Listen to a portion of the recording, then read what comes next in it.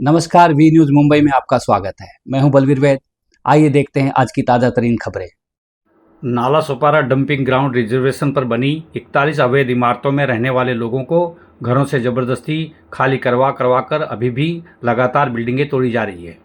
बता दें कि चुनाव के दौरान भाजपा और अग्निसेना के कई नेताओं ने इन 41 अवैध इमारतों को बचाने का वचन लोगों को दिया था। लोगों ने उन पर भरोसा भी किया था। फिर ऐसा क्या हुआ कि बचाने के लिए आगे आए सभी नेता आखिर कहां और क्यों गायब हो गए? उनके गायब होते ही बाकी की राजनीतिक पार्टी के लोगों को उन पर निशाना साधने और राजनीतिक बयानबाजी करने का मौका मिल गया। नहीं, हम लोग थे तब तक टूटा नहीं। ये तो हम हैं। अभी वो हमारे लिए भाग रहे, दौड़ रहे। आप अगर हमारे सिर पे हाथ नहीं रखेंगे, हम छोटे छोटे बाल बच्चे लेके किधर जाएंगे? हम लोगों को जिस तरीके से गुमराह किया, हम लोगों की गलती नहीं, हम तो पब्लिक है। हमको पागल बनाया, हम लोग को सीधा आके भाषण दिया।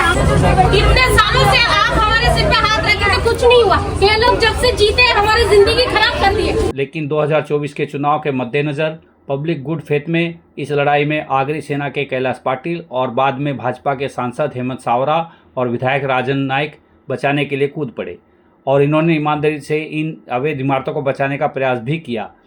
मनपा के उच्च अधिकारियों तक से मीटिंग लेकर शीघ्र नहीं तोड़ने और बचाने का रास्ता खोजने की चर्चा की। यदि अब भी महानगर पालिका हाथ पर हाथ धरे बैठी रहती तो फिर अगली सुनवाई पर कई अधिकारियों की नौकरी भी जा सकती थी। सुप्रीम कोर्ट के डर से तोड़क कार्रवाई कर रिपोर्ट पेश करने का मनपा की मजबूरी है। यदि कोई सांसद, विधायक या सामाजिक नेता कार्रवाई में रुकावट बनता है तो उस पर कोर्ट की अवमानना की कार्रवाई होना लाजिम है। लेकिन देखने में आ रहा है कि विरोधी पक्ष ने बचाने वालों को ही तोड़ने वाला साबित करने के लिए जनता के कटघरे में खड़ा कर दिया है, जबकि कैलाश पाटिल ने बिल्डिंग बचाने के लिए सुप्रीम कोर्ट तक की लड़ाई लड़ी। लेकिन यह और बात है कि उनको सफलता नहीं हाथ लगी। बताते हैं कि इन अवैध इमारतों का निर्माण दूसरे व्यक्ति की जमीन पर बहुजन विकास अघाड़ी के तत्कालीन नगर सेवक सीताराम गुप्ता ने करवाया था और मुंबई हाईकोर्ट ने याचिकाकर्ता के हित में अवैध निर्माण तोड़ने का आदेश दिया था। यही एक कारण है कि भाजपा नेताओं के कुछ सुर बदल गए हैं और अपना पक्ष रखने और विरोधियों का जवाब देने के लिए अग्निसेना के उपाध्यक्ष कैलाश पाटिल ने एक पत्रकार वार्ता का आयोजन किया। उन्होंने आरोप लगाने वालों को गरीबों का घर बचाने के लिए आगे आने का आह्वान भी किया। जो एक्चुअली यहाँ का जो 41 बिल्डिंग है, जो survey number 22, survey number 23, survey number 24, 25, 26, 27, 28, 29, 30, 31 और 32 और सर्वे नंबर 83, यहाँ के जो लगभग प्रॉपर्टी है वो प्रॉपर्टी है 35 एकड़ प्रॉपर्टी है।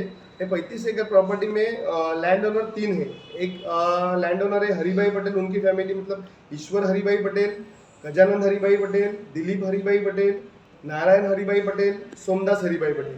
दूसरा जो शेयर है वो शेयर है छोटूलाल मोतीलाल पटेल और तीसरा जो शेयर है वो शेयर है धीरजलाल सुखलाल पटेल, रमनलाल सुखलाल पटेल, रामदास सुखलाल पटेल और मोहनलाल सुखलाल पटेल। और इनके जो पावर ऑफ अटर्नी होल्डर है जो माननीय उच्च न्यायालय में गए हैं वो अजय किशोरीलाल शर्मा।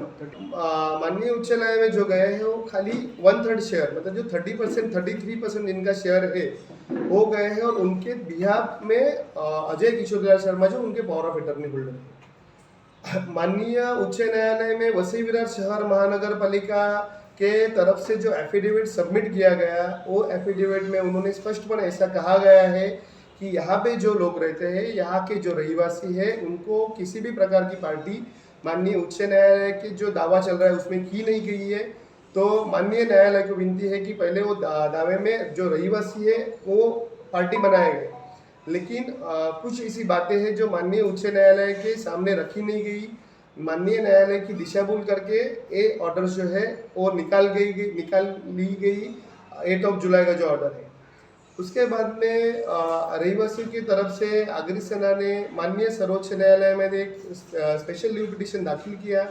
वो स्पेशल लीव पिटीशन में सर्वोच्च न्यायालय ने ऐसा बताया है कि रिस्पोंडेंट नंबर 1 जो महाराष्ट्र गवर्नमेंट है और रिस्पोंडेंट नंबर 2 जो वसी विरार म्यूनिसिपल कॉर्पोरेशन है उनको बताया, उनको ये किया गया है कि यहाँ पे आपको लिबर्टी है, आपकी जा सकते हो। माननीय सर्वोच्च न्यायालय का ऑर्डर आने के बाद इमीडिएटली हम लोग ने वहाँ पे एक प्रपोजल पुटअप किया कि जैसा उल्लासनगर में और पिंपरी चिंचवड महानगर पालिका में जो बांधकाम है जो रेगुलराइज किए गए उसी धरती के ऊपर अपना वसई विरार महानगर पालिका में जो भी बांधकाम है वो नियमित करा दिए जाए।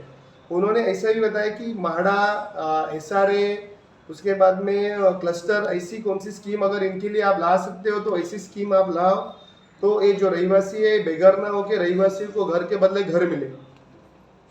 उसके बाद में महानगर पालिका ने माननीय उच्च न्यायालय में एक एफिडेविट सबमिट किया कि because of the code of conduct जो आदर्श आचार संहिता लागू थी उसकी बदौलत हम लोग थोड़ा कार्रवाई नहीं कर पाए, इसके लिए हम लोग को 31 जनवरी 2025 तक का टाइमिंग दे दो, हम लोग पूरा थोड़ा कार्रवाई करते हैं। वापस हम लोग जो रहीवासी है उनकी तरफ से वापस एक बार हम लोग ने सर्वोच्च न्यायालय में जाके न्याय मांगने का प्रयास किया। हम लोग ने अलग एक स्पेशल लीव पिटीशन दाखिल किया, जो लोग पिछली याचिका में नहीं गए थे उनकी तरफ से हम लोग ने वापस एक बार स्पेशल लीव पिटीशन दाखिल किया गया। माननीय सर्वोच्च न्यायालय ने उसमें ऐसा कहा कि आपको उच्च न्यायालय में जाने की स्वतंत्रता है, आप उच्च न्यायालय में जाके दाद मांग सकते हो। अभी हाल ही में महाराष्ट्र गवर्नमेंट की जो नगर रचना विभाग है उन्होंने 18 दिसंबर 2024 को माननीय आयुक्त वसई विरार शहर महानगर पालिका उनको उद्देशित करके एक पत्र लिखा कि जब से बांधकाम चालू हुआ था तो जो जमीन मालक है, जो पावर ऑफ अटॉर्नी होल्डर है, उन्होंने वहाँ पे कुछ कंप्लेंट्स क्यों नहीं किया। उनका ये दायित्व बनता था कि वहाँ पे जाके जो अनधिकृत बांधकाम चल रहा है वो रोके। आपके माध्यम से मैं कहना चाहता हूँ कि इन्होंने कंप्लेंट 2008 में किया और दूसरा कंप्लेंट इन्होंने 2020 में किया, तो 12 साल का जो पीरियड है वो 12 साल के पीरियड में वहाँ के जो बिल्डर्स है, जहाँ ये जमीन डेवलप जिन्होंने किया है, वहाँ पे वो लोग उनके आंखों के सामने ये सब कंस्ट्रक्शन हुआ। तो फिर ऐसा उसमें क्या हिडन फैक्ट से अदृश्य शक्ति ऐसी कौन सी है जो अभी रिजर्वेशन चेंज होने वाला है करके उनको जमीन मालक, उनके पावर ऑफ अटॉर्नी होल्डर को ऐसा समझ में आया है कि अभी रिजर्वेशन हट जाएगा, ये प्लॉट आर जोन में जाएगा, तो ऐसा करना क्रमप्राप्त है, उचित है। उन्होंने 12 साल कार्यवाही क्यों नहीं किया। और महानगर पालिका उनके एफिडेविट में, माननीय उच्च न्यायालय के एफिडेविट में ऐसा कहती है कि जो लोग वहाँ पे रहते हैं उनको तो पार्टी किया गया नहीं है, तो बिना उनका सुने न्यायालय ने आदेश जो पारित किया है, मतलब न्यायालय की भी कहा से तो दिशा भूल की गई है। न्यायालय के सामने भी, माननीय न्यायालय के सामने भी ये फैक्ट्स लाए नहीं गए। अभी मसला अगर 10 एकड़ का है जो माननीय उच्च न्यायालय में गए, तो पूरे 35 एकड़ में कार्रवाई क्यों हो रही।